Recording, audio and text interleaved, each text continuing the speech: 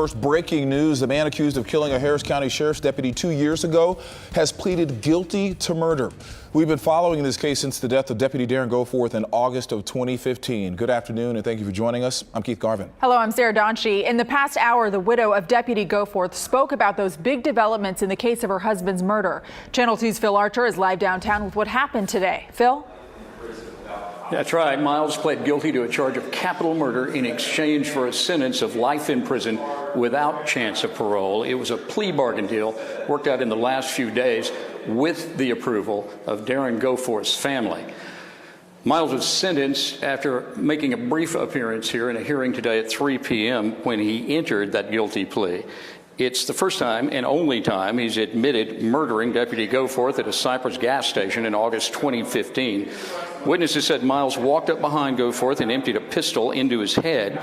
That killing stoked a national furor coming on the heels of rioting in Ferguson, Missouri earlier that month after a black suspect there was killed by a white police officer.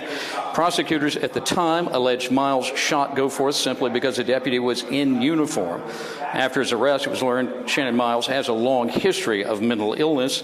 The appointed prosecutor in the case, Montgomery County DA Brett Ligon, says that played into the decision to agree to life without parole as opposed to seeking the death penalty, as well as the wishes of Goforth's widow, Kathleen. I know that Darren would approve with how this is played out because his primary concern would be, it would be what it always was, Ava and Ryan. And that's how I want him remembered, as a man who loved his family. His mental health pre-existed this incident, and that weighed quite heavily on me, weighed heavily on Jack Rohde, the trial team with the District Attorney's Office, Kelly Blackburn, Donna Berkey.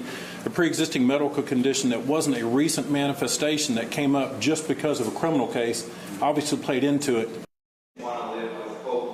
We asked the defense attorney, Miles' attorney, if Shannon Miles had ever expressed a motive for killing Goforth, explained why it happened.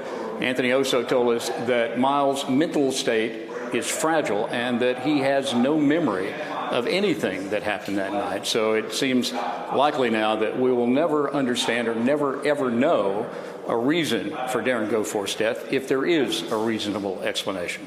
Reporting live at the Civil Courts Building downtown, I'm Phil Archer, KPRC Channel 2 News. A sad chapter hopefully put to rest, Phil. Thank you.